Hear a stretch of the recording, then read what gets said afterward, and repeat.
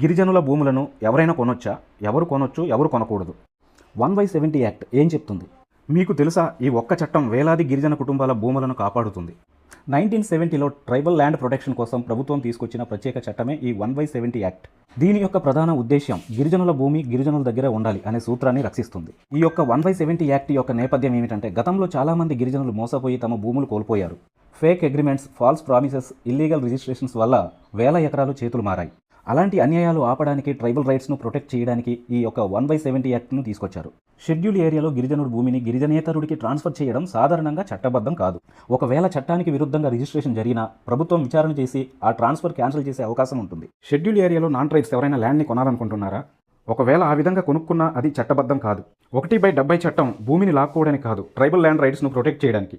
గిరిజనుల భూమి గిరిజనుల భవిష్యత్తు. ఈ చట్టం వారి హక్కులకు ఒక రక్షణ కవచం. ఇలాంటి లీగల్ అవేర్నెస్ వీడియోస్ కోసం ఈ ఛానల్ని ఫాలో చేయండి మరియు సబ్స్క్రైబ్ చేసుకోండి.